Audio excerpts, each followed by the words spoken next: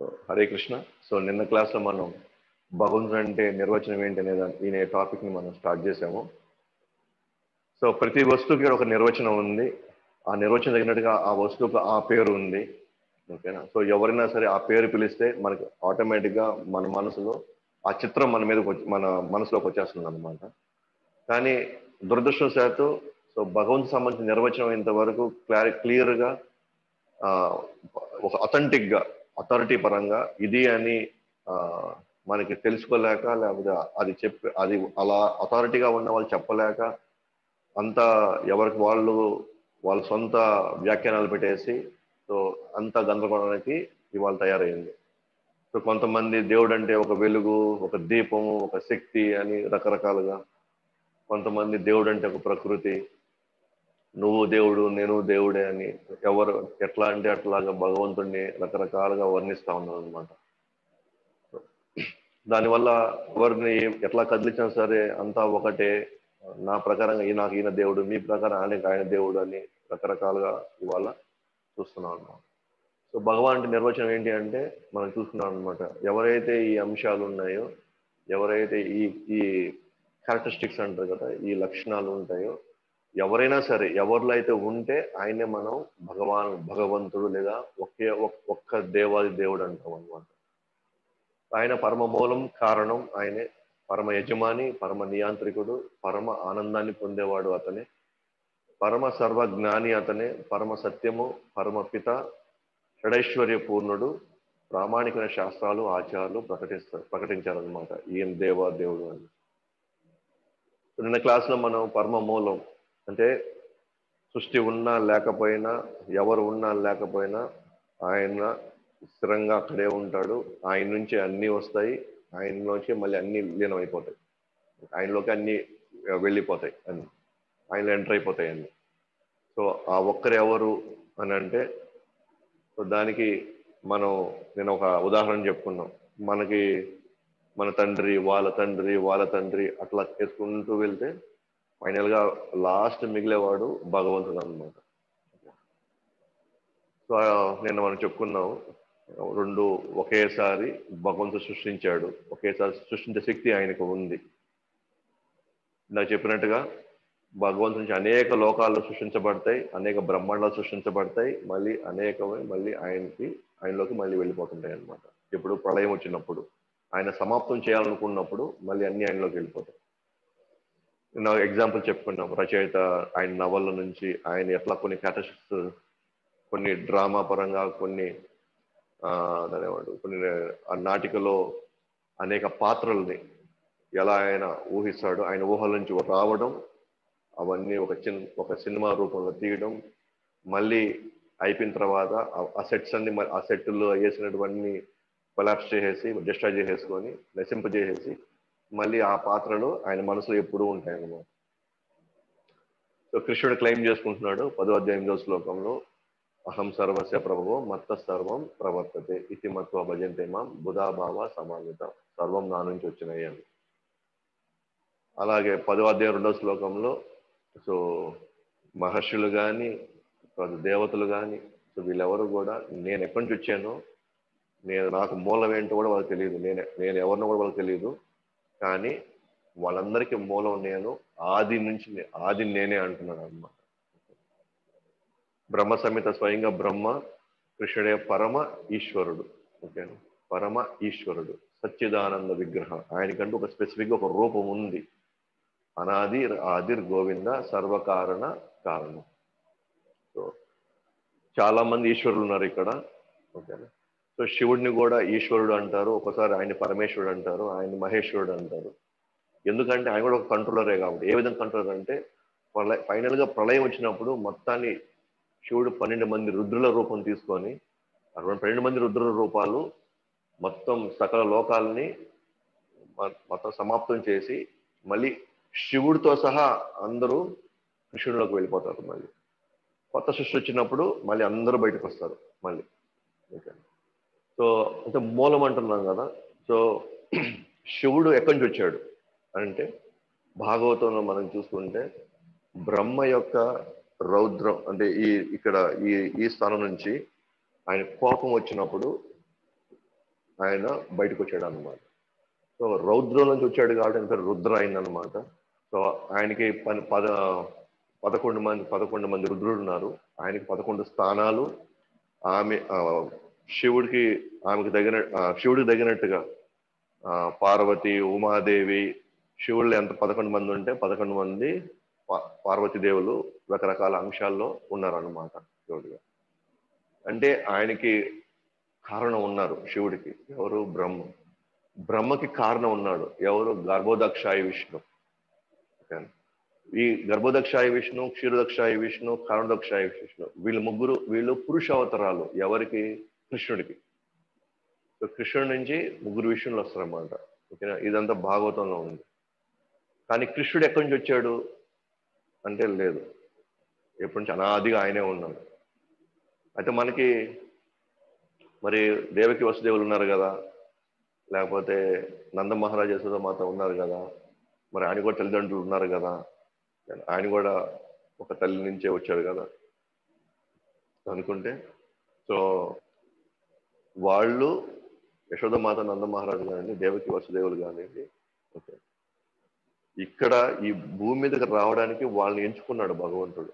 అంటే వాళ్ళ ద్వారా రావడానికి. కానీ ఆయన ఎప్పటి నుంచో ఉన్నాడు. ఓకే, దేవకి వసుదేవులు ముఖ్యంగా వాళ్ళు పరమ భక్తులు అయి ఉండి వాళ్ళు వేడుకున్నారు అన్నమాట. ఏదో 3 యుగాలు వాళ్ళు వేడుకున్నారు తపస్సు చేసి, భగవంతుడు మా గర్భంలో రావాలా అని. సో భగవంతుడు వాళ్ళని ఎంచుకున్నాడు, వాళ్ళ ద్వారా వచ్చాడు, మళ్ళీ వెళ్ళిపోతాడు. ఓకే, సో కృష్ణుడికి మూలం వీళ్ళు కాదు, కృష్ణుడు మూలం. కృష్ణుడికి ఆ సేవ చేసుకోవాలని, ఆ సేవ వాళ్ళు చేయాలని వాళ్ళు అలా కోరుకోవడం వల్ల భగవంతుడు వాళ్ళ ద్వారా ఈ భూమి మీదకి వస్తాడు అనమాట. ఎట్లాగైతే సూర్యుడు ప్రతిరోజు ఉదయిస్తున్నప్పుడు ప్రతిరోజు ఆయన పుట్టట్లేదు, ప్రతిరోజు సాయంత్రం చచ్చిపోవట్లేదు అనమాట. సూర్యుడు ఎప్పుడున్నాడు, కానీ మన భూమి తిరుగుతూ ఉందన్నమాట. ఓకే, కానీ మనకేమంటే కొత్తగా రోజు సూర్యుడు ఉదయాన్నే 6 గంటలకు పుడుతున్నాడు, సాయంత్రం చచ్చిపోతున్నాడు, మళ్ళీ ఉదయం కొత్త సూర్యుడు వస్తున్నాడు, సాయంత్రం మళ్ళీ చచ్చిపోతున్నాడు, అట్లా అనిపిస్తుంది. కానీ యాక్చువల్గా సూర్యుడు రోజు పుట్టట్లేదు. సూర్యుడు రోజు మనకు ఉదయం కనిపిస్తాడు, సాయంత్రం కనిపించాడు. ఆయన ఉన్నాడు కానీ ఉదయం కనిపిస్తాడు, సాయంత్రం మనకు కనిపించాడు. అలాగే ఈ భూమి మీదకి వచ్చినప్పుడు మాత్రం మన కృష్ణుడు మనకు కనిపిస్తాడు. ఈ భూమి చెల్లిపోతే మనకు కృష్ణుడు కనిపించాడు, కానీ కృష్ణుడు ఉంటాడు కానీ మనకు కనిపించాడు.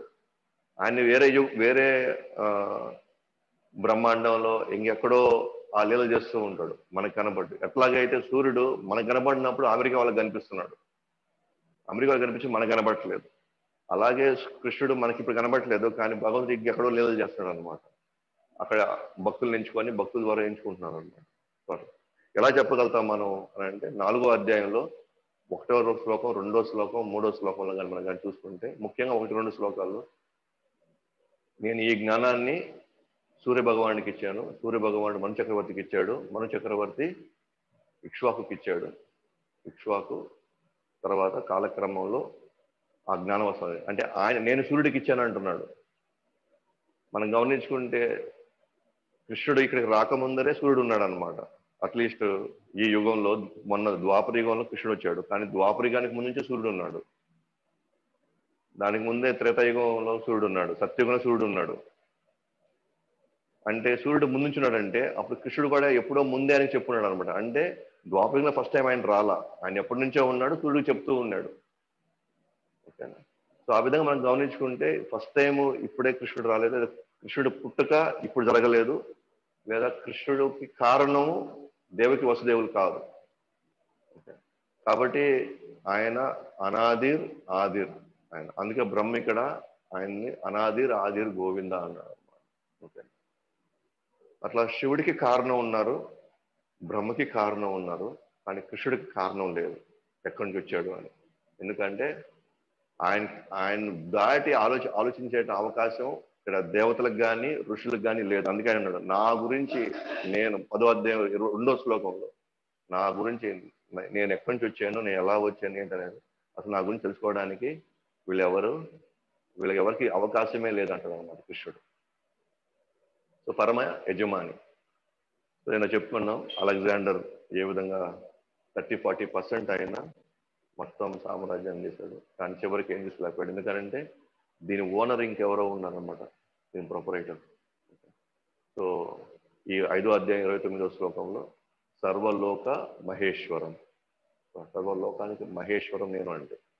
అంటే కృష్ణుడు ఇలా చెప్పుకుంటూ తన గురించి అని చెప్పుకుంటూ వెళ్తుంటే ఆ, శంకరాచార్యులు కానివ్వండి, వ్యాసుడు కానివ్వండి, నారదుని ఎవరు ఖండించలేదే. పైగా భగవద్గీతను ప్రమోట్ చేస్తున్నారు. భగవద్గీత ముఖ్యమైన భగవద్గీత మూలం అంటున్నారు. ఒకే ఒక శాస్త్రం దేవకి పుత్రగీతం చాలంటున్నారు. ఓకే. సో ఆచార్యులు వాళ్ళు యాక్సెప్ట్ చేసి దాన్ని ప్రమోట్ చేస్తున్నారు. సో శాస్త్రాలు సర్వ వేదాలను వేదాంతాన్ని కంప్లీట్ గా ఇచ్చింది కృష్ణుడు అని చెప్పేసి మనకి భగవద్గీత 15 శ్లోకాలు వస్తుంది. ఇంకా ఎలాగో ముందు చూసుకుంటాం మళ్ళీ అలాగో. సో ఆ విధంగా మనం గమనిస్తే మనం కృష్ణుడు ఏ విధంగా ఒక్కొక్క లక్షణానికి గడిచినటువంటి ఒక్కొక్క 9 లక్షణాలు ఎట్లా ఆయన ఫిట్ అవుతుందో మనకు తెలుస్తా ఉంది అనమాట. వచ్చింది పరమ నియాంత్రికుడు, కంట్రోలర్. సో మనం చూస్తున్నాము మన బాడీలో ఒకసారి మనకు అనిపిస్తుంది మనం చాలా పెద్ద కంట్రోలర్స్ అనిపిస్తుంది. మనం చాలా నియంత్రించగలుగుతాం. ఈ ప్రకృతి కూడా మనం ఆపగలుగుతాం. ఈ ప్రకృతిలో చాలా మార్పులు మనం చేయగలుగుతామని ఒకసారి మనకు అనిపిస్తుంది మానవులుగా. ఎందుకంటే కొంచెం తెలివితేటలు ఉన్నాయి, కొన్ని శక్తి సామర్థ్యాలు ఉన్నాయి. డెఫినెట్ గా మనకి ఓకే ఎంతో కొంత మనం కంట్రోల్ చేస్తాం, దాంట్లో ఎలాంటి సందేహం లేదు. ఓకే. కానీ మనం పరమ నియంత్రకులు అయితే కాదు, మనం సుప్రీం కంట్రోలర్స్ అయితే కాదు. చెప్పాం కదా మనందరం ఎంతో కొంత ఈశ్వరులమే మనం కూడా. కానీ who is the supreme person ఎవరు, సుప్రీం కంట్రోలర్ ఎవరు? ఇప్పుడు మనం చూసుకుంటే మన బాడీలో ఓకే మన బాడీలో ఇవాళ చెప్పగలుగుతాం గుండె నువ్వు ఆగిపోంటే అది ఆగిపోద్దా? మన కంట్రోల్ అయితే అది ఆగిపోవాలి కదా. ఓకే. అయితే శ్వాస పీల్చుకోవడం నేను ఆపేసి పూర్తిగా నువ్వు నువ్వు ఊపిరితిత్తుల్ని ఆపేయగలుగుతామా? ఆపేయలేం. అంతెందుకు సో మనం బాత్రూమ్కి వెళ్ళాల్సి వస్తే ఓకేనా వాష్రూమ్ మనం వెళ్ళగలుగుతాం, మనం ఆపుకోగలుగుతామా? ఎంతసేపు ఆపుకోగలుగుతాం? ఒకవేళ ఆపుకోగలిగితే ఎలాంటి పరిస్థితులు ఏర్పడతాయి? ఓకే. సో మనుషులుగా మనకి కంట్రోల్ లేదు, దేవతలుగా వాళ్ళకి కంట్రోల్ లేదు. ఎందుకంటే అప్పుడప్పుడు పెద్ద పెద్ద రాక్షసులు వచ్చినప్పుడు వాళ్ళ స్థానాలే గందరగోళం అయిపోతాయి అన్నమాట. హిరణ్యకశిపుడు లాంటి వాళ్ళు వచ్చినప్పుడు సూర్య చంద్రులు ఇంద్రుడు లాంటి వాళ్ళను కూడా తన పల్లకిని మోయించుకున్నాడు అనమాట. ఓకే. సో వాళ్ళ వల్ల కాలేదు. ఫుల్ కంప్లీట్ ఎంటైర్ మొత్తం ప్రకృతిని మొత్తాన్ని కూడా కృష్ణుడు కంట్రోల్లో ఉంది. కృష్ణుడు తలుచుకుంటే చేయగలడు అని చెప్పేసి తానే 9వ అధ్యాయం 10వ శ్లోకంలో చెప్పుకుంటాడు అన్నమాట. మయదక్షేణ ప్రకృతి సూయతే సచరాచరం హేతునానేన కౌంతేయ జగద్వి పరివర్తతే. మయదక్షేణ ప్రకృతి, నా అధ్యక్షతన ఈ ప్రకృతి నడుస్తూ ఉంది. సూయతేస చరాచరం, తిరిగేటివి అంటే స్థావర జంగములు. ఓకేనా, కొన్ని తిరిగేటివి కానీ తిరగలేనిటివి కానీ ఏదైనా మీకు కనిపిస్తుందంటే ఈ ప్రకృతిలో అదంతా కూడా నా అధ్యక్షతను నడుస్తూ ఉంది. అంతా కూడా అంటే కొంతమంది అనిపిస్తుంది ప్రకృతి దానంతా అదే నడిచిపోతుంది, అదే సీజన్లు మార్చుకుంటుంది. ఓకేనా, ప్రకృతి దానంతా అదే కంట్రోల్లోకి వెళ్ళిపోతుంది, ప్రకృతి డిసైడ్ చేస్తూ ఉంది సూర్యుడు ఎప్పుడు రావాలి చిన్నప్పుడు. ప్రకృతి కంట్రోల్ చేస్తుంది అంటున్నాం. ప్రకృతిలో ఆటోమేటిక్గా అన్ని జరిగిపోతాయి కాబట్టి అంతా ప్రకృతి చూసుకుంటుంది అనుకుంటున్నాం. కానీ ఇక్కడ కృష్ణుడు ఏమంటున్నాడు? మయ అధ్యక్షైన ప్రకృతి. ప్రకృతికి అధ్యక్ష అంటే డైరెక్షన్ ఇస్తుంది ఎవరు?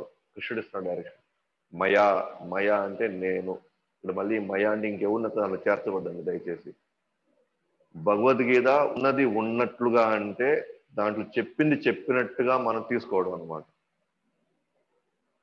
మయా అంటే నా అధ్యక్షతన, నా అంటే కృష్ణుడు అర్జునుడు చెప్తున్నాడు. ఇక్కడ మళ్ళీ ఈ శ్లోకాలు ఎవరికో ఆపాదించేసి ఏ దేవతలకో ఏ బాబాలకో మనం ఆపాదించేసి ఓకేనా అంతా ఒకటే అంతా ఆయనే అలా అనుకుంటే కనుక మనము వ్యాఖ్యానాల్ని మన ఇష్ట ప్రకారంగా మనం వాడుకుంటున్నాం, మన ఇష్ట ప్రకారంగా మనం చేసుకుంటున్నాం అనమాట. దానివల్ల నష్టం మనకి అనమాట, నష్టం సమానం. ఎందుకంటే మనం అదే రాంగ్ ఇన్ఫర్మేషన్ని, రాంగ్ ఫిలాసఫీని మనం నెక్స్ట్ జనరేషన్కి ఇస్తున్నాం అన్నమాట. ఆ విధంగా అంతా భ్రష్టు పట్టిపోయింది అంతా కూడా, వ్యవస్థ అంతా కూడా. ఇప్పుడు నిజంగా ఎవరు నిజం చెప్తున్నారో అర్థం కావట్లేదు. ఇప్పుడు ఎవరు నిజం మాట్లాడుతున్నారు? ఎవరు కథ చెప్తారు, ఎందుకంటే నమ్మకం పోయింది. మనం నిజంగా వాళ్ళు మేలుకు వచ్చి చెప్పినారు, ఈయనకేం అవసరం, మనకి ఎందుకు చెప్తున్నాడు, ఈయనకేం అవసరం ఉందో మనకి చెప్పడానికి, ఈయనకేం లాభం మనకు తెలియదు అని అనుకుంటున్నారు అనమాట అందరూ. అందుకే ప్రభుపాదుల వారు ఏ భగవద్గీత యథాతథం, ఉన్నది ఉన్నట్లుగా కృష్ణుడు చెప్పినట్టుగానే, కృష్ణుడి యొక్క చెప్పిన దాన్ని, ఆయన అభిప్రాయాల్ని అలాగే తీసుకోవడం ఉంటాం. మళ్ళీ దాంట్లో మన అభిప్రాయాలు జోడించి, ఈయన మయ అంటే మన కృష్ణ అనుకోకూడదు, అది ఇంకెవరు అనుకోవాలా, ఆయనలో ఉన్న అనుకోవాలా, అలా జోడించమని, అలా చేయమని చెప్పి ఎవరిచ్చారు అధికారం? చాలా మంది ఉన్నారు అనమాట, పెద్ద పెద్ద స్కాలర్స్ అయిపోయేసి, పెద్ద పెద్ద సంస్కృతంలో పీహెచ్డీ అందరూ భగవద్గీత రాస్తారన్నమాట. ఎందుకంటే తెలుసా, భగవద్గీత ఆల్రెడీ ఫేమ్ ఉంది కదా. సో ఎవరు రాసినా సరే భగవద్గీత అంటే కొనేస్తారు, కాబట్టి వాళ్ళకి దాంట్లో డబ్బులు సంపాదించుకోవచ్చు అని. వాళ్ళకి అవసరం ఏంది, దేవుడు ఉన్నాడో లేడో. చాలా మంది భగవద్గీత రాసిన వాళ్ళకి ఎవరు కృష్ణుడు నమ్మరు అసలు. వాళ్ళు జస్ట్ వాళ్ళ పబ్లిసిటీ కోసం, వాళ్ళ పాండిత్యం నేర్పించుకోవడం కోసం వాళ్ళ భగవద్గీతని మార్కెట్లో పెడతారనమాట. ఎందుకంటే భగవద్గీత అంటే ఎవరైనా కొంటారు. వాళ్ళకి తెలియదు భగవద్గీత అంటే ఎవరిది కొనాలి, ఎటువంటి వ్యక్తి రాసింది కొనాలి, ఆ రాసే వ్యక్తికి ఉన్న అర్హతలు ఏముండాలని మనకి ఎవరికి తెలియదు అనమాట. ఆ భగవద్గీత మంచిదంట, తీసేసుకుంటాం మనం. అందుకే ప్రభుపాదుల వారు మాత్రం స్పెసిఫిక్గా చెప్పాడు అనమాట, భగవద్గీత యథాతథం, ఉన్నది ఉన్నట్లుగా. అందుకే నేను స్పెసిఫిక్గా కూడా చెప్తాను అనమాట, తీసుకోండి ఈ భగవద్గీత తీసుకోండి అని. ఎందుకు అట్లాగా? ఈ భగవద్గీత చదివిన తర్వాతే చాలా మంది జీవితాలు మారినాయి అన్నమాట. ఈ భగవద్గీత వినిన తర్వాతే చాలా మంది ఆలోచించడం ప్రారంభించారు. నిజమే కదా, మనం ఇప్పుడు ఎట్లా ఉన్నాం, ఏ పరిస్థితుల్లో ఉన్నాం, ఇప్పుడు మనకి పరిష్కారం ఏంటి అని ఒక్కరు కాదు, ఇద్దరు కాదు, ఇవాళ ఎన్ని దేశాలు ఉన్నాయో, ఎన్ని దేశాలు ఈరోజు ఇవాళ కృష్ణ చైతన్యాన్ని ఫాలో అవుతున్నారు, వాళ్ళందరూ కూడా కేవలం ఈ భగవద్గీత వల్లే వాళ్ళ మార్పులు వచ్చినాయి. దాన్ని బట్టి మనకు అర్థం కావట్లేదా, దీంట్లో ప్రభుపాద వారి పవిత్రత ఎంత ఉందని, ఎంత నిష్కల్మషంగా ఆయన ఈ పుస్తకాన్ని రాశారని, ఎంత ఆవేదనతో ఈ పుస్తకం రాశాడని. సో అంత ఆవేదనతో రాశాడు కాబట్టి నిజంగా ఆయన కోరుకున్నాడు అనమాట, మనం భగవద్గీత ఉన్నట్లుగా ఇవ్వకపోతే ఇక్కడ ఉన్న వాళ్ళు ఎవరు కూడా వాళ్ళ శాశ్వత గమ్యం చేరుకోవడానికి ఇబ్బంది పడతారు, మోసపోతారు. ఇక్కడిక్కడే మళ్ళీ మళ్ళీ ఇక్కడే తిరుగుతూ ఉంటారు వాళ్ళకి ఏం చేయాలో తెలియదు, ఎందుకంటే అందరూ మోసం చేస్తున్నారు ఇక్కడ. సో అంత జాగ్రత్తగా బాధ్యతతో కృష్ణుడు గుండెల నిండా నింపుకొని, ఆయన అసలు రాయలే ఈ బుక్ని అసలు కృష్ణుడు ఆయన చేత రాయిపించాడు. ఆయనే రాసిన తర్వాత మళ్ళీ ఆయనే చదివాడు అనమాట. శిష్యులు అడిగేవాళ్ళు, ఏం ప్రభుపాద్ మీరే రాశారు కదా, మళ్ళీ మీరు చదువుతున్నారు ఎందుకంటే, నేను రాయట్లేదు అసలు, నేను రాసేటప్పుడు నాకు తెలియట్లేదు ఎలా నేను రాస్తున్నాను, ఇది నాకు తెలీదు అని, అసలు నేను రాసిన నేనే తెలుసుకోవాలనుకుంటున్నాను అని చెప్పి తర్వాత చదువుతాడు అనమాట మళ్ళీ. సో మనం ఒక్కొక్కరు ఈరోజు శాస్త్రదానం చేస్తున్నామన్నా, శాస్త్రాన్ని మనం చదవడానికి ప్రయత్నిస్తున్నామన్నా, వాళ్ళు అర్థం చేసుకోవడానికి ప్రయత్నిస్తున్నామన్నా, లేదా 10 మందికి చెప్పాలని ప్రయత్నిస్తున్నామన్నా, ఎన్ని గొప్ప కార్యాలు అనమాట. ముఖ్యంగా ప్రభుపాదుల వారి ఈ భగవద్గీత ద్వారా మనం అర్థం చేసుకోవడం నిజంగా మన పూర్వజన్మ సుకృతం అన్నమాట. ఎవరికి ఇలాంటి ఆచార్యులు దొరకడు మళ్ళీ. ఇంకా నిస్వార్థంగా కేవలం అంటే ఇక్కడ ఉన్న ప్రతి జీవి మీద అతనికి ఉన్నటువంటి అపారమైన దయ అన్నమాట. నిజంగా అతను చాలా ఆవేదన చెందాడు, ఎట్లా బయటకు వెళ్తారు వీళ్ళు, ఈ కర్మబంధం నుంచి ఎలా బయటపడతారు అని ఆవేదన రాసిన పుస్తకం అన్నమాట. అందుకే ప్రభుపాదుల వారి యొక్క ఆయన మీద ఉన్న పూర్తి గౌరవంతో, ప్రేమతో మనం చాలా బాధ్యతగా తీసుకోవాలన్నమాట. ఖచ్చితంగా వాళ్ళు బాగుపడతారు, ఖచ్చితంగా బాగుపడతారు. రోజు వాళ్ళ ఒక్క శ్లోకం చదివినా సరే వాళ్ళ జీవితాల్లో అనేకమైన పరిణామాలు జరుగుతాయి అన్నమాట. అంత అద్భుతమైనటువంటి పుస్తకం అనమాట ప్రభుపాద వారి భగవద్గీత. మనకి గోలోక దారి చూపిస్తుంది. జస్ట్ మనం చదవాలనుకోవాలే తప్ప మన మనసును అది మార్చేస్తుంది, మన జీవితాన్ని మార్చేస్తుంది, మన భూలోకం తీసుకెళ్ళిపోద్ది అనమాట. అంత పవర్ ఉంది ఆ పుస్తకం, ముఖ్యంగా ప్రభుపాద వాళ్ళ భగవద్గీతలు. కాబట్టి ఆయన కృష్ణుడిది ఉన్నది ఉన్నట్లుగా ఇచ్చాడు అనమాట. ఆయన ఆచార్యులు చెప్పింది ఆయన కోట్ చేస్తాడు, ఎవరెవరు చెప్పారు ఎలాగని. ఎందుకంటే నా అభిప్రాయం కాదంటాడు ఆయన. నేనెవరిని భగవద్గీతను మార్చడానికి, నేనెవరు నా అభిప్రాయాలు చెప్పడానికి. సో ఆచార్యులు కోట్ చేసి చెప్పడం. పరమ ఆనందాన్ని పొందేవాడు, అల్టిమేట్ గా ఆనందం పొందేది, అన్నిటికీ మూలమైన వాడు మళ్ళీ ఆయనే చెప్తుంటాము కృష్ణుడు. ఎగ్జాంపుల్, మనం హోటల్కి వెళ్ళాము అనుకోండి, హోటల్లో చాలా మంది అక్కడ సర్వీస్ చేస్తూ ఉంటారు. కొంతమంది వెయిటర్స్ ఉంటారు, కొంతమంది సర్వీస్ అక్కడ సర్వ్ చేస్తుంటారు, కొంతమంది క్యాష్ తీసుకుంటుంటారు. మన తిన్నదానికి వాళ్ళు క్యాష్ తీసుకుంటుంటారు, బిల్ ఇచ్చి క్యాష్ తీసుకుంటుంటారు. మనం గమనిస్తూ ఉంటే ప్రతి ఒక్కరు ఆనందం పొందుతారు, ఎందుకంటే వాళ్ళ పనిచేయడానికి వాళ్ళకి ఎంతో కొంత డబ్బులు వస్తూ ఉంటుంది. డబ్బులు వస్తాయి. ఆ డబ్బులతో వాళ్ళ కుటుంబాలు తీసుకుంటారు. వాళ్ళు అక్కడ ఉండేటువంటి పొజిషన్ బట్టి, వాళ్ళు చేసేటువంటి సర్వీస్ని బట్టి వాళ్ళకి డబ్బులు వస్తూ ఉంటాయి. కానీ వీళ్ళందరికంటే యాక్చువల్గా ఎంజాయ్ చేసేది ఎవరు అంటే హోటల్ ఓనర్. వీళ్ళందరూ ఉదయం నుంచి రాత్రి దాకా కష్టపడతారు. ఓనర్ సాయంత్రం క్యాష్ బాక్స్ తీసుకొని డబ్బులు ఎంత లెక్క పెట్టుకొని తీసుకెళ్ళిపోతాడు. ఆయన తన కుటుంబాల్లోనో ఆయన పిక్నిక్లో, లేకపోతే ఆయన టూర్లో, లేకపోతే ఏదో విలాసాలు చేసుకుంటారు. వీళ్ళందరూ కూడా ఆనందం పొందుతారు, ఎందుకంటే వాళ్ళు చేసిన సర్వీస్ డబ్బులు వస్తున్నాయి కాబట్టి వాళ్ళందరూ ఆనందపడతారు. కానీ పరమ ఆనందాన్ని పొందేవాడు అక్కడ ఓనర్ అనమాట. ఆయన కంప్లీట్ కంట్రోలర్గా ఉండి కంట్రోల్ చేస్తూ వాళ్ళందరినీ సరైన పొజిషన్లో పెట్టి కావాల్సినటువంటి తెచ్చుకుంటాడు, డబ్బులు తీసుకుంటాడు. దాంతో విలాసాలకు వెళ్తాడు, కుటుంబాలని షికారు తీసుకెళ్తుంటాడు. అలాగే కృష్ణ ఇక్కడ కూడా 9వ అధ్యాయం 24వ శ్లోకంలో అహం హి సర్వయజ్ఞానం భోక్తాచ ప్రభురేవచ నాతో మాం అభిజానంతి తత్స తత్సతశ్చావంతితే. అహం హి సర్వయజ్ఞానం, అన్ని యజ్ఞాలకి అహం హి భోక్తాచ ప్రభురేవచ,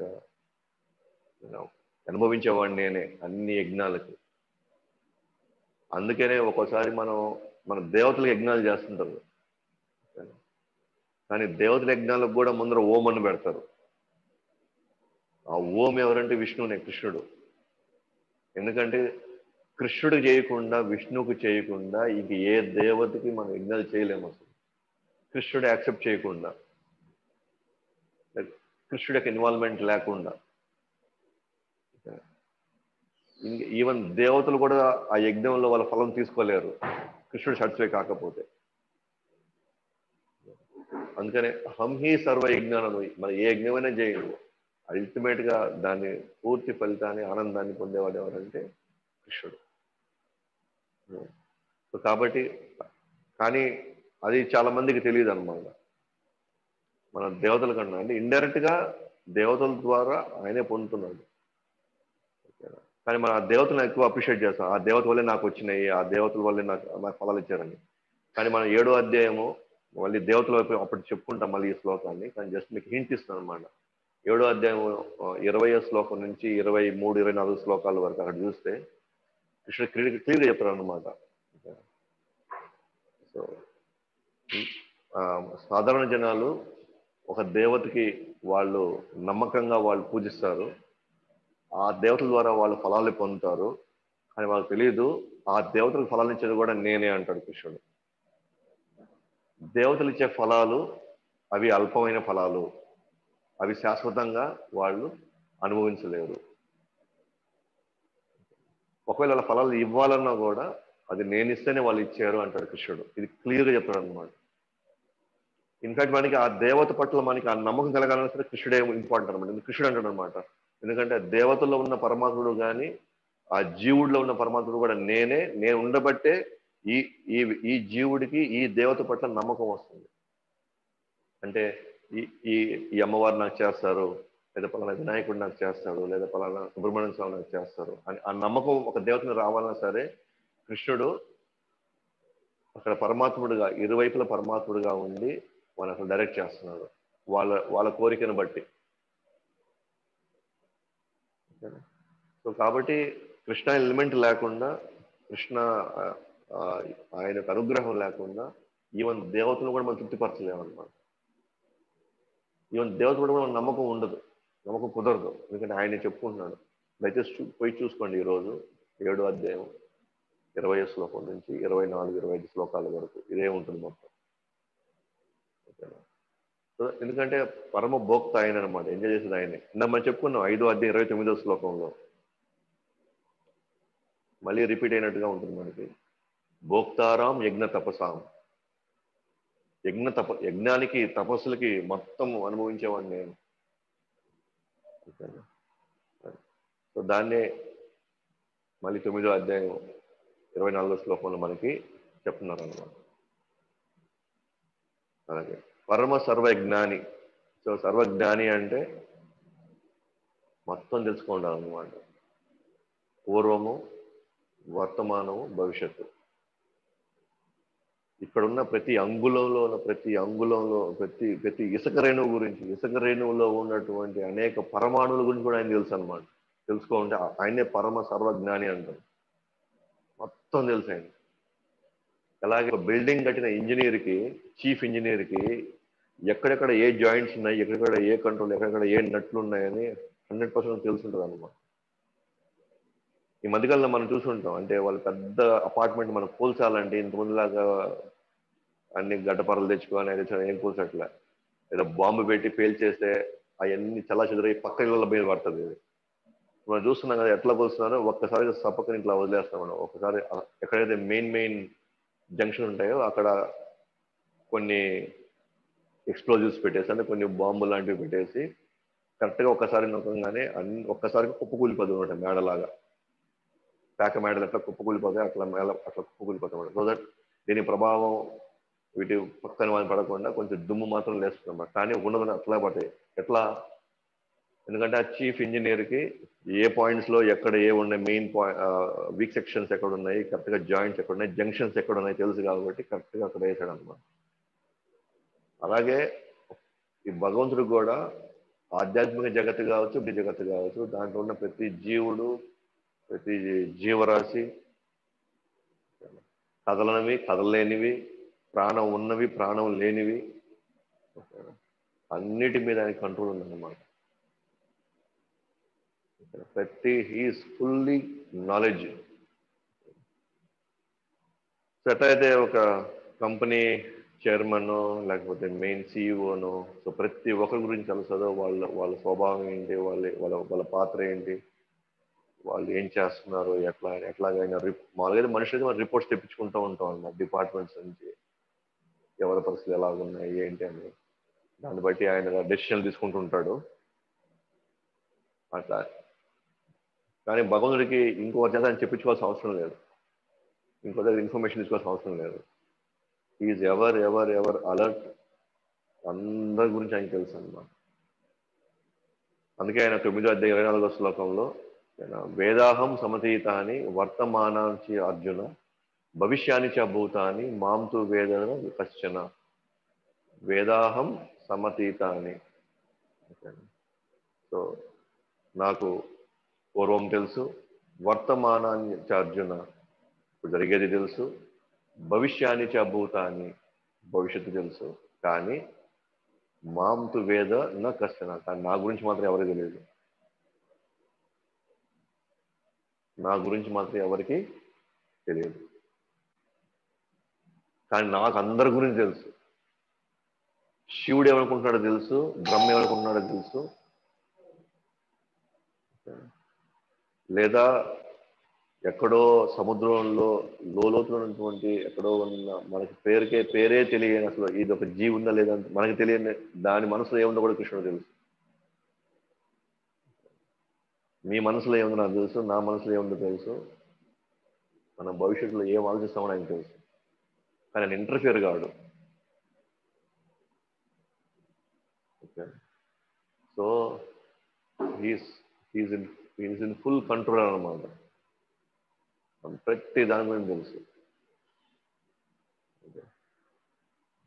కాబట్టి ప్రతి లక్షణాన్ని కృష్ణుడు తాను భగవద్గీతలో ఎట్లా తాను ప్రతిదాన్ని చూస్తున్నాడు, ప్రతిదాన్ని ఆయన ఎట్లా మొత్తాన్ని పాలిస్తున్నాడు మనకి శ్లోకాల రూపంలో చెప్పడమే కాకుండా మీకు ముందు ముందు చెప్తాను ఎట్లా ఆయన నిరూపించుకున్నాడు అవి అవన్నీ ఆయన నిరూపించుకున్నాడు. ఆయన చెప్పింది ప్రతి ఒక్కటే అంటే ఆయన ఏదో నాకు నచ్చింది కాబట్టి నాకు నోటికి వస్తుంది కాబట్టి నేను మాట్లాడేస్తున్నాను అని అట్లా కాదు. ప్రతిదీ ఆయన నిరూపించుకుంటాడు కూడా. ప్రతిదీ నిరూపించుకుంటాడు. భగవద్గీతలోనే నిరూపించుకుంటాడు. భాగవతంలో అయితే ఇంకా విస్తారంగా మనం వినొచ్చు అన్నమాట. ఎట్లా ఆయన చెప్పిన ప్రతి పాయింట్ కానీ ఎట్లా ఆయన దాన్ని తూచా తప్పకుండా దాన్ని ఆయన నిరూపిస్తాడు అన్నమాట. అంత పక్కగా కృష్ణుడు చెప్పింది. అందుకని కృష్ణుడి యొక్క మాటల్ని, కృష్ణుడు చెప్పే వాటల్ని మనం దయచేసి అంటే ఆయన యొక్క వ్యవహార శైలి, ఆయన లీలలు చూసి మనం తక్కువ అంచనానో లేకపోతే ఆయన భగవంతుడు కాదు అన్నట్టుగానో లేకపోతే ఆయన ఏదో నార్మల్ ఏదో ఒక మాయావి అంటే ఏదో మాయ చేసాడు అనో దయచేసి మనం అలాంటి క్యాల్కులేషన్స్ మనం వెళ్ళకూడదు అనమాట.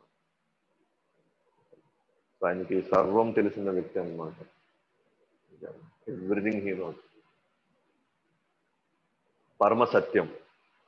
సో పరమ సత్యం అంటే అల్టిమేట్ మొత్తానికి సత్యం అంటే ఆయన నుంచే వస్తుంది. ఆయన సత్యానికి ప్రతినిధి. ఆయనకి మించి నీకు సత్యం లేదు అంటే ఆయనకి మించి ఇంకెవరు లేరు. ఇంకా ఆయనే అల్టిమేట్, ఆయనే లాస్ట్. ఆయన నుంచి వచ్చేది ప్రతిదీ సత్యమే. ఆయన చేసేది సత్యమే.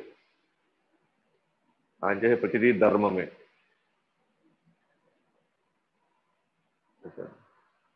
కానీ మనకు అర్థం కాదు అంతే. దాన్ని ఎలా అర్థం చేసుకోవాలి, ఎవరి ద్వారా అర్థం కాదు. కానీ మనం చూసే సినిమాల్లో లేదా మనం చూసేటువంటి సీరియల్లో డిబేట్స్ వీటిని మన మనసులో పెట్టుకొని సో మనం ఆయన అంచనా వేస్తాం అనమాట. అంతే, ఇంకేం లేదు. ఓకే, ఒక చిన్న లైన్ మాత్రమే తేడా.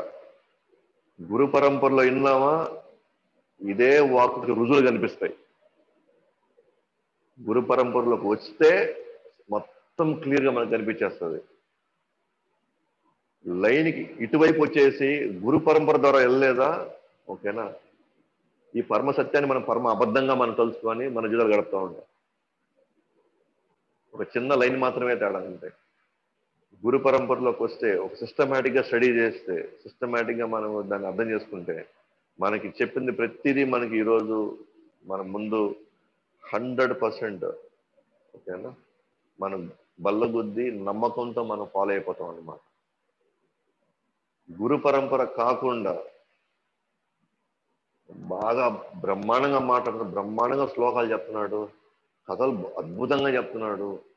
ఆయన పిహెచ్డి అంటే ఆయన సంస్కృతంలో, కానీ కేవలం బాహ్యమైనటువంటి లక్షణాలు మాత్రమే తీసుకొని నా చెవుకు భలే వినసొంపుగా ఉంది, భలే రాగాలు పడుతున్నాడని కేవలం దాన్ని పట్టుకొని దాని లోపలికి వెళ్ళామంటే దీంట్లో ఒక్కరు కూడా మనకు రుజువు అవుతుంది అనమాట. అండ్ మన జీవితాంతం ఎవరినో సత్యం అనుకొని ఓకేనా వాళ్ళు ఎవరు మనం ఫాలో అవుతాం, కానీ యాక్చువల్గా ఫాలో అవ్వాల్సిన వాళ్ళని మనం ఫాలో కాకుండా మన జీవితాలు మళ్ళీ జననం మళ్ళీ ఆ చక్రంలో మళ్ళీ పడిపోతాం మనం. పరమ సత్యం. సో ఒకటే లైన్ అన్నమాట, ఇట అట అంతే. ఇటు వస్తే మొత్తం క్లియర్ అయిపోద్ది. మనకు ఓపిక ఉండాలి, సహనం ఉండాలి. నాకేమీ తెలీదు, ఫస్ట్ మీరు చెప్పండి నేను వింటాను, తర్వాత నేను మిమ్మల్ని ప్రశ్న వేస్తాను అని అడగాలి. Okay, and first of all మనకి రివీల్ అవ్వనా కూడా మనలో కొంచెం సిన్సియారిటీ ఉండాలి, మనం చేయడానికి ఏదైనా రెడీగా ఉండాలి. అలాంటి వాళ్ళకి మాత్రమే ఇది రివీల్ అవుతాయి. కానీ అట్లా కాదు, ముందు నేను చెప్పేది విను, మీ తర్వాత నేను అట్లా వినలేదు నేను ఇట్లా విన్నాను అది ఇది అది చెప్పాక ముందరే మనకి ఇంకో ప్రశ్న రెడీగా పెట్టుకొని అది అర్థం చేసుకో, మనం చెప్పేది కరెక్ట్గా అర్థం చేసుకోకుండానే మళ్ళీ ఇంకో ప్రశ్న వేసుకొని ఆ విధంగా మనకి ఈ నాలెడ్జ్ అసలు రాదు. అసలు మన ఆర్గ్యుమెంట్ మోడ్లోకి వెళ్ళి డిబేట్ మోడ్లోకి వెళ్ళి అసలు నీకు అంత తెలుసు నేను టెస్ట్ చేస్తానని ఆ విధంగా వెళ్తే ఆధ్యాత్మిక జ్ఞానం ఆ రూపంలో ఆ పరిస్థితి అసలు మనకి రానే రాదు. అసలు మనం కొన్ని మనం భౌతికంగా ఈ ప్రపంచంలో ఏదో స్థాయిలో కూడా ఉండొచ్చు. అందరి దృష్టిలో మనం గొప్ప గొప్ప శాస్త్రవేత్తలు లేదా గొప్ప గొప్ప పాండితులు కూడా ఉండొచ్చు. కానీ దీంట్లో ఒక్క ముక్క కూడా మనకు అర్థం కాదు. భౌతికమైనటువంటి క్వాలిఫికేషన్స్ ఓకేనా, ఆధ్యాత్మికంగా పనికే రావు అసలు, పనికి రావు అసలు. మనం అసలు దీని గురించి మనం ఒక్క పాయింట్ కూడా మనం తీయలేమన్నమాట, ఒక ముక్క మనం అర్థం చేసుకోలేదు. అందుకే ఇది పరమ రహస్యం, ఇది భగవద్గీత పరమ రహస్యం, పరమ గుహ్యం అంటున్నాడు. అందరిలో భగవద్గీత ఉంది, అందరూ తెలుగు చదవగలుగుతారు, ఇంగ్లీష్ చదవగలుగుతారు. భగవద్గీత 700 శ్లోకాలు వర్ణిస్తూనే ఉన్నారు, వల్లిస్తూనే ఉన్నారు. కానీ కృష్ణుడు దేవతడు అని అర్థమే కాలేదే. ఇన్ని వందల సార్లు మన భగవద్గీత చదివి కృష్ణుడు దేవతడు అర్థం కాలేదని అంటే, అర్జున్ లాంటి వాళ్ళు కృష్ణుడికి శరణ్ణి వేడిపోయారు. భగవద్గీత అర్థం చేసుకున్న తర్వాత కృష్ణుడికి శరణ్ణి వేడిపోయాడు. ఇది భగవద్గీత యొక్క అంతం. లాస్ట్ లో మనం నిజంగా అర్జున్ లాగా కానీ మనం అర్థం చేసుకోవాలి ఉంటే, మనం కూడా కృష్ణుడికి సరెండర్ అయితే అప్పుడు మనం ఫాలో అయింది పర్ఫెక్ట్ అని అర్థం. ఎందుకంటే మనకంటే వేల రెట్లలో అర్జునుడు మనకంటే చాలా తెలివైన వాడు, చాలా శక్తి సామర్థ్యాలు కలిగిన వాడు. మనకంటే వేల రెట్లు ఆయన మనసు స్థిరంగా ఉన్నవాడు. ఆయనే ఫైనల్ గా నువ్వు చెప్పేది ఏదైనా సరే ఇప్పుడు నాకు అర్థమవుతుంది కృష్ణ, నేను రెడీ, నేను నీకు శరణ వేడుతున్నాను అని ఆయనే కృష్ణుడు పడినప్పుడు, మనం భగవద్గీత చదివి మనకి కృష్ణుడు అర్థం కాలేదంటే, కృష్ణుడు దేవతను మనం ఒప్పుకోలేకపోతున్నాం అంటే మన భగవద్గీత చదవలే అసలు. మనం ఇంకేదో మన అభిప్రాయాలు జోడించడంలో పెట్టుకొని మనం ఎట్లట్లో వెళ్ళిపోయినాం అన్నమాట. ఇదే జరిగింది అక్కడ. ప్రభుపాద వారు భగవద్గీత వచ్చిన తర్వాత మాత్రమే అందరికీ కృష్ణుడు దేవాదేవుడని అర్థమైంది. అంతకుముందు వందల భగవద్గీతలు, వేల భగవద్గీతలు, ఎన్నో రచనలు, ఎన్నో పబ్లిషర్స్ ఉన్నారు ఇక్కడ. కానీ అప్పుడు ఎవరికి కృష్ణుడు దేవాదేవుడు ఎవరు అనుకోలే. ఎప్పుడైతే వాళ్ళకి కృష్ణుడు దేవాదేవుడిని అర్థమైందో, ప్రపంచంలో వాళ్ళందరూ కూడా భగవద్గీతను పాడడం ప్రారంభించి, కృష్ణుడే మా తండ్రి, ఇంతకాలం మేము ఆయన కోసం వెళ్తున్నామని వాళ్ళ ఎంతో కృతజ్ఞతా భావంతో వాళ్ళు ఫాలో అవుతున్నారు అన్నమాట. ఈ పరమ సత్యాన్ని మనకి తెలుసుకోవాలంటే, కృష్ణుడే పరమ సత్యం అని మనం తెలుసుకోవాలంటే, మనం proper channel with humble attitude, అంటే వినమ్రతా భావంతో ఫస్ట్ చెప్పేది అర్థం చేసుకొని వాళ్ళకి కావాల్సింది చేస్తే మనకు వస్తుంది. కానీ కలియుగంలో ఇప్పుడున్న పరిస్థితులు చూస్తే చాలా తక్కువ అనమాట ఈ క్వాలిటీస్ ఉండేది. అందుకే చాలా మందికి అందరిలో భగవద్గీతలు ఉన్నప్పటికీ కూడా దాంట్లో ఉన్నటువంటి ఆ విలువైనటువంటి శ్రద్ధ తీసుకొని వాళ్ళ జీవితాలు బాగు చేసుకోలేకపోతున్నారు.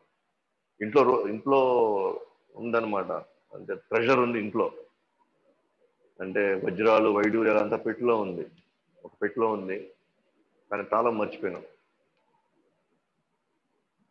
లేదంటే ఇంట్లో పెట్టుకుని రోజు దండం పెట్టుకుంటాం అనమాట, గడ్డీలు తిప్పి దండం పెట్టుకుంటూ.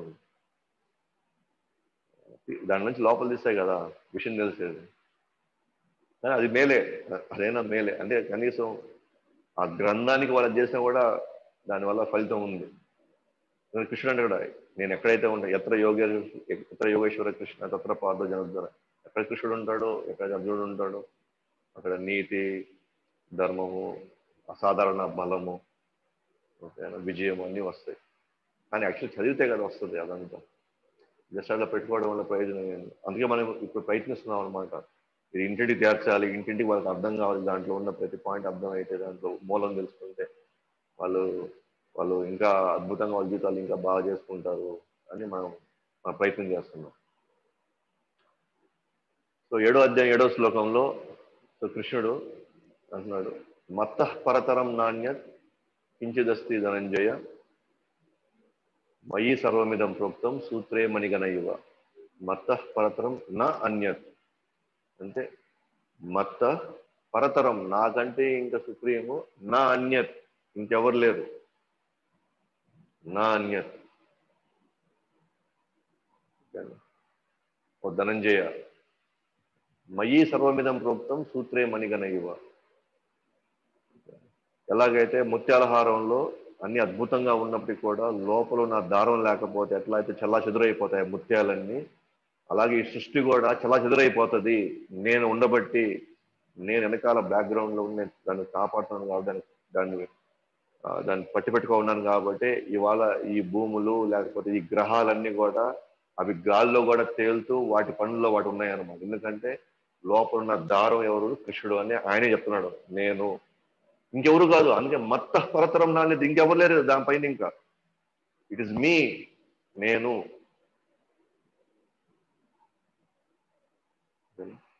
చేస్తున్నాను ఇవన్నీ కూడా.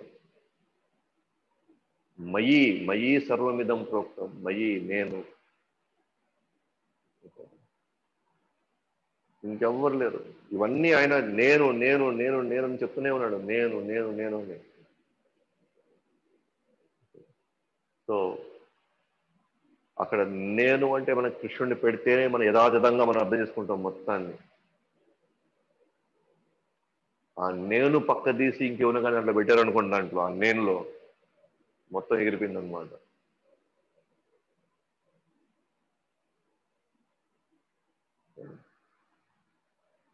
ఇంకేమని చూడండి, అంటే కొంతమంది ఏమంటారు అనుకుంటే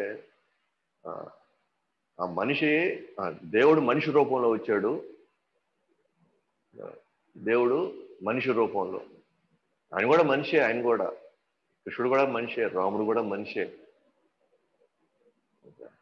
వాళ్ళకేం ప్రత్యేకతలు ఏం లేవు. వాళ్ళు కూడా మనలాగే ఆడారు, మనలాగే పాడారు, మనలాగే దొంగతనాలు చేశారు, మనలాగే ఆడవాళ్ళని హేళన చేశారు, లేదా ఆడవాళ్ళని ఇట్లా అర్ధరాత్రి తీసుకొని వచ్చి ఇలా రాసేలు చేశారు.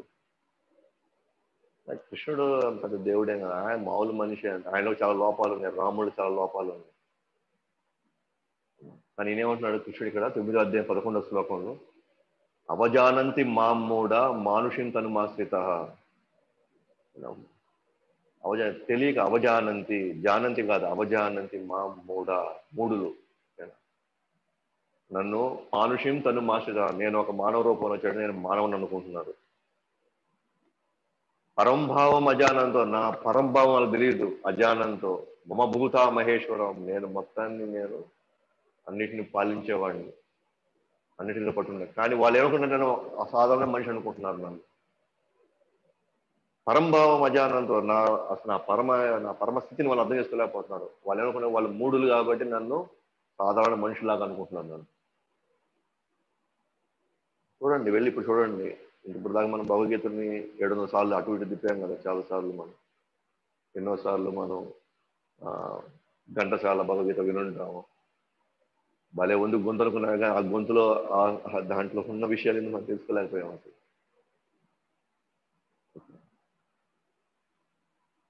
మళ్ళీ 7వ అధ్యాయం 24వ శ్లోకంలో, అవ్యక్తం వ్యక్తి మాపన్నం మన్యతే మాం అబుద్ధయ పరంభావం అజానంతో మమ అవ్యయం అనుత్తమం. ఓకేనా?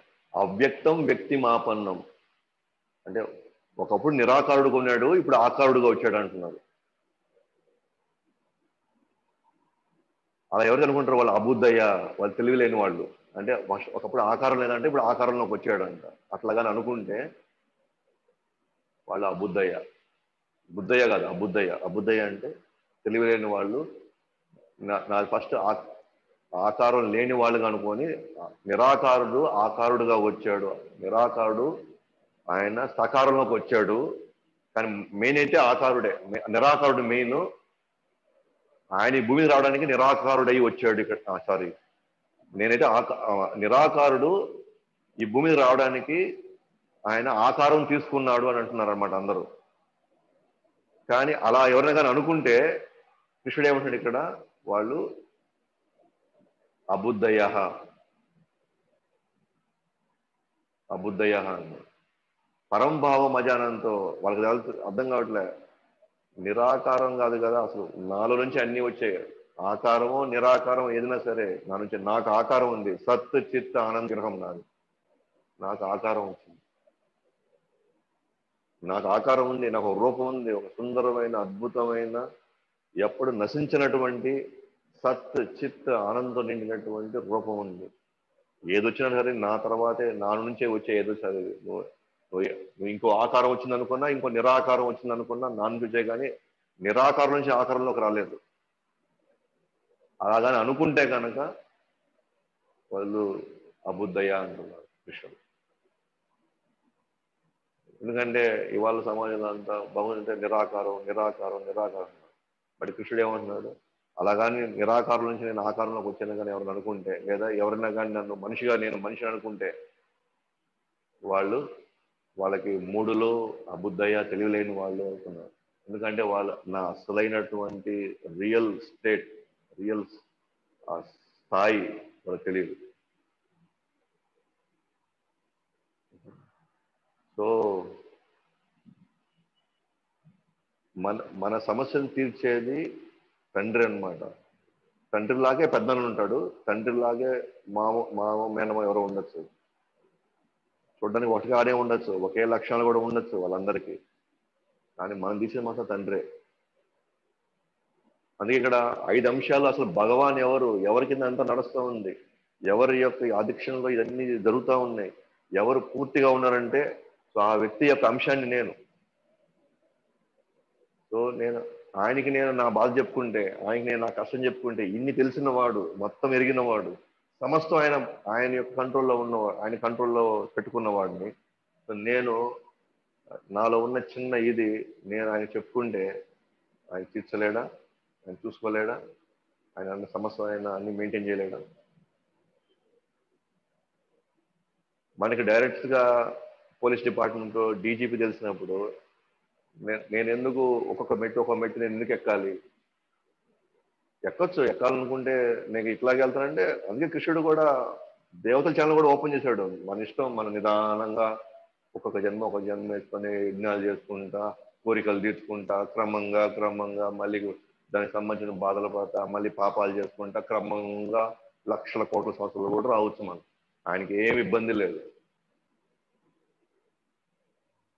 అందుకే కృష్ణుడు అన్నాడు, డైరెక్ట్గా నేనే ఉన్నాను, డైరెక్ట్గా నాకు చెప్పుకొని నేను తండ్రిగా నేను చూసుకుంటాను, నేను మొత్తం మీదంతా కూడా అతి త్వరలో నేను లాగేస్తాను మిమ్మల్ని అంటున్నాను. చాయిస్ మందే అన్నమాట.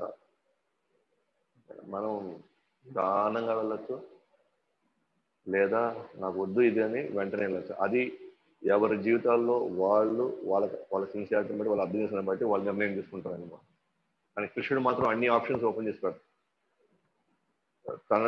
తన దరి చేయడానికి ఒక హైవే రెడీగా ఉంది, కానీ తన చేయడానికి చాలా మార్గాల్లో, అనేక రూట్లో, అనేక ఊర్లు కలుపుకుంటూ, అనేక రెస్టారెంట్లు, హోటల్గా చూసుకుంటూ నిదానం కూడా వెళ్ళొచ్చు మనం. ఆయనకి అసలు ఏ ప్రాబ్లం లేదండి. అంత కంప్లీట్లీ మన చాయిస్ అన్నమాట. మొత్తం మన చాయిస్ అది. మన స్వతంత్రం మనకుంది. నిదానంగా వెళ్ళొచ్చు, మనం హ్యాపీగా వెళ్ళొచ్చు నిదానంగా.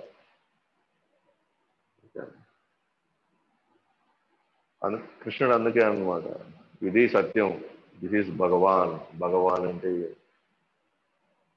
ఆయన ఎవరు, స్థాయి ఏంటి, లక్షణాలు ఏంటి, ఆ భగవాన్ని నేను దయచేసి నన్ను అర్థం చేసుకోండి.